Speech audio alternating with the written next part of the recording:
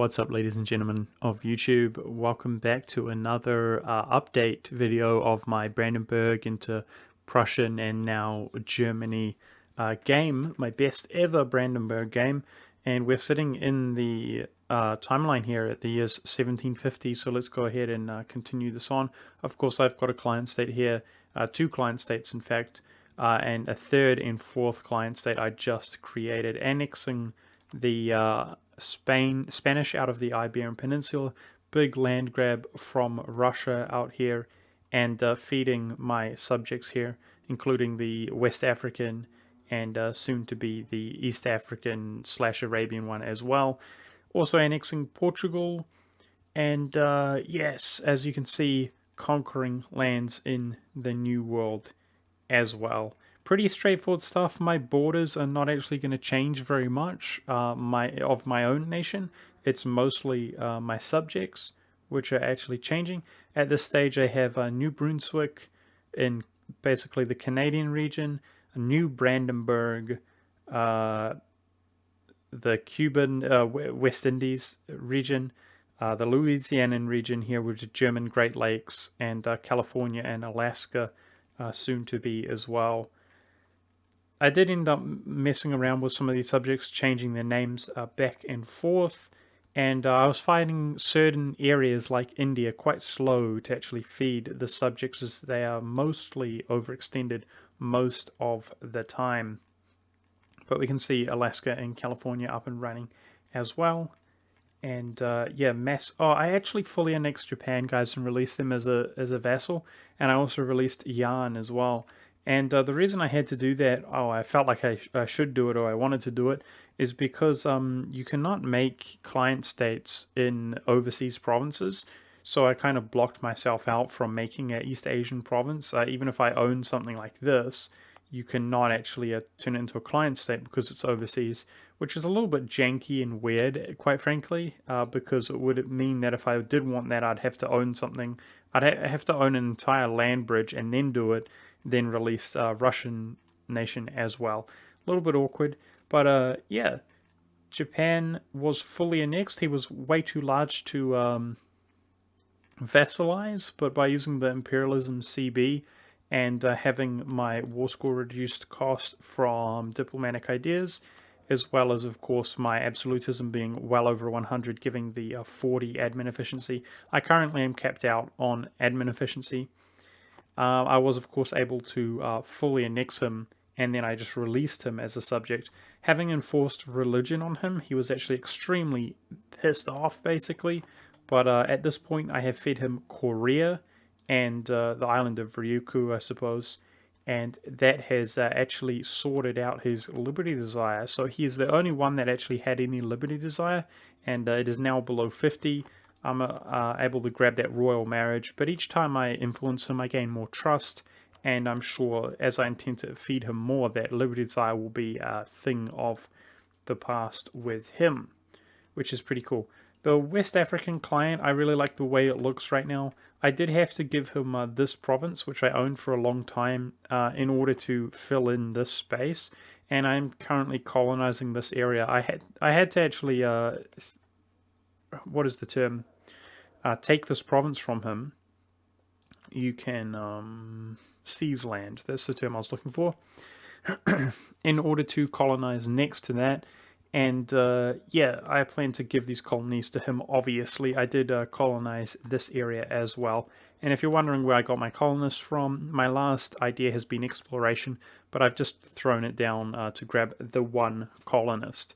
I do intend to give him whatever it takes to fill in this spot, just for the sake of fashion.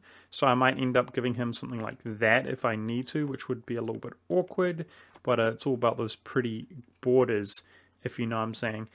My influence over North America is absolutely savage. We own pretty much everything with the exception of Mexico here, and I'm not going to bother pronouncing some of these names here in the German kind of names. I got a little bit creative, and thanks to Google Translate, that is. But yeah, guys, I was thinking that this is probably, it's the year 1800, the last video, at least of this format, that I'm going to do on this game. as we look at our diplomatic map mode here to look at the sheer influence we have over the world. I might do another video where it's kind of just like a few time lapses spliced together, like maybe different areas of the world, and do some time lapses. But I did actually begin going absolutely ham as Brandenburg even before I had unlocked the Prussian ideas, and that really gives me hope that other nations, for example Bavaria, can have the same kind of a glorious game. I could have easily conquered the world this game, guys. I have no doubt about that, and even one-tagged the world, as all of these wars that I've been fighting are actually really inefficient when I hand off land to my subjects who have less absolutism than myself. If that makes sense. I just got off a one tag run essentially, and I really didn't feel like doing that kind of tedium again. But let's go ahead and look at some of the other map modes here. Protestantism, absolutely easily the most influential religion in the world.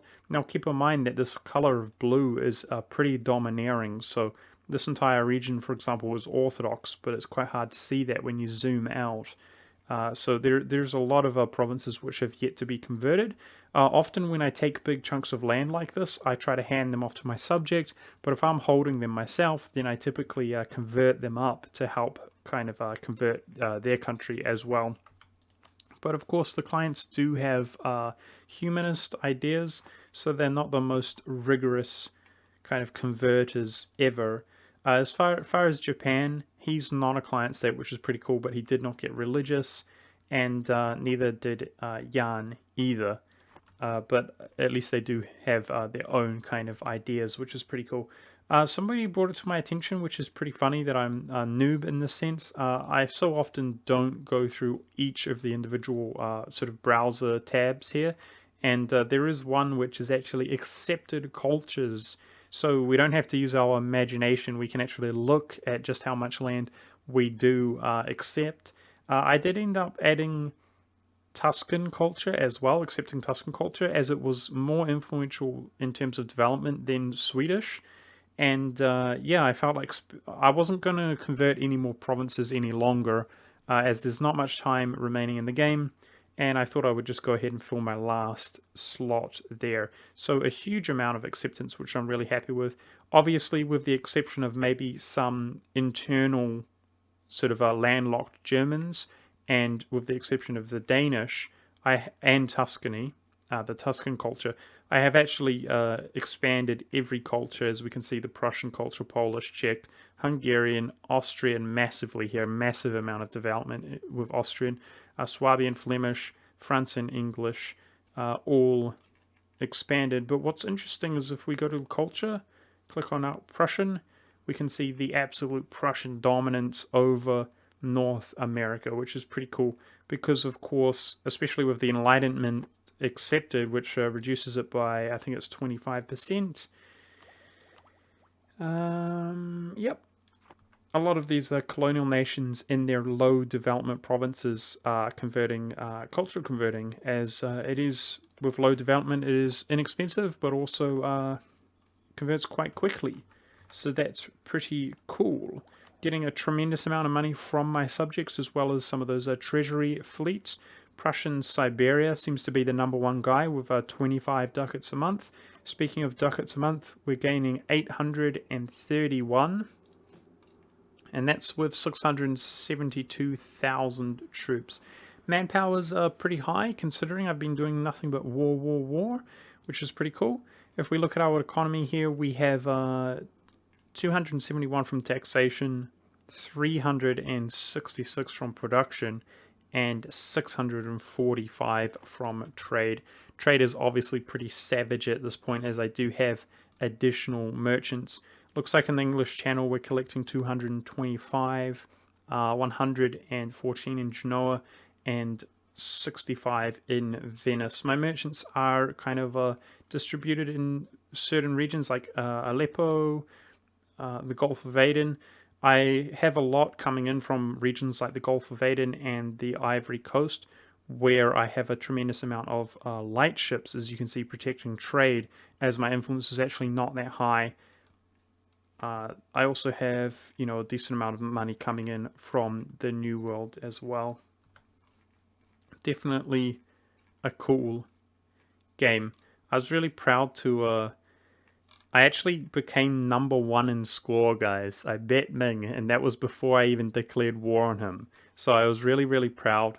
But I am sorry to say that it was only after I gained colonial nations. For some reason, man, there are particular subjects which this game just values so highly, and those mostly consist of tributaries and colonial nations, as far as I can tell. And Ming seems to be damn near unbeatable. I mean, if you have the entire rest of the world apart from his tributaries, he seems to be rank 1 and you're rank 2. It's so obnoxious. But yeah, I just want to reiterate that I really could have conquered the world this game, guys. You can see France is still up and running, and I kind of like it. He did become revolutionary France. I kind of like the dynamic because he's filmed out a lot of the East Congo kind of area with his colonists, which is pretty cool. And he is Protestant, of course. So keeping these colonial nations like Portugal, Spain, and France has actually fleshed out the world quite considerably. If we look at the Ottomans' capital, guys, here it's over here in Papua New Guinea, which I thought was pretty funny. And if we look at the Great Powers tab, we can see that I'm #1, Ming's #2, Bengal #3, and then there's a whole lot of randoms. We can see England, Portugal, France are all great powers, but hilariously, they're all quite weak. England is his capital's been in the New World for the longest time. It keeps switching locations as they annex English colonies, but yeah, he is actually indirectly fairly strong because English Mexico has a large amount of troops, but obviously it is nothing to us. And speaking of Mexico, I do have one little province here in the Mexican region. I do plan to actually make a Mexican colony as well, which will be at least the northern part of Mexico. So there's one thing that I came to mind when I was not expanding, guys, as I was expanding via my subjects. And that is that I can use my points, my monarch points, to develop my country. So hilariously, I've put thousands of points into developing my country, and it is still not very representative by this tab. So I've been going for 30. Now, some of these provinces, obviously, like Lubeck, was actually above 30 by the time I kind of inherited it. So some of them are higher, including my capital, and Warsaw and London and France, Vienna and Prague. But as you can see, this shade of yellow here, it is all 30 development. 30 development, in my opinion, is pretty high, especially if it is, not your capital or not in grasslands or farmlands terrain. So really, really been shooting for development there to make myself feel better. And in preparation, this is my, what are they called, universities that I have built in preparation to try to develop all of Europe. Now, unfortunately, my power projection has fallen below 50 as I haven't had a valid rival in like over 100 years. And that's a shame how that happens. Is kind of a little bit silly. Thankfully, my current ruler is pretty decent, and my heir is pretty decent as well, which is pretty cool. I decided to just focus Diplo points as I'm lacking them the most. And at this point, I don't actually need admin to conquer the world. But yeah, guys, that's pretty much it for this series. And I hope that you guys enjoyed it. I really appreciate the feedback on this kind of series, guys, because, I'm not going to lie, it is the dream when you do want to do YouTube or something to produce content that people enjoy, but at the same time, it's not so overwhelmingly difficult to produce. Like, just, oh, guys, I just happen to be the best in the world again, give me some views. When you can just casually make stuff that's also great. And yeah, like I said, there might be another kind of a video that I might make on this series of just kind of a time lapse. But I hope you guys enjoyed it, and I certainly did, just messing around, and really like how things turned out. Pretty cool stuff. I'll see you in another video.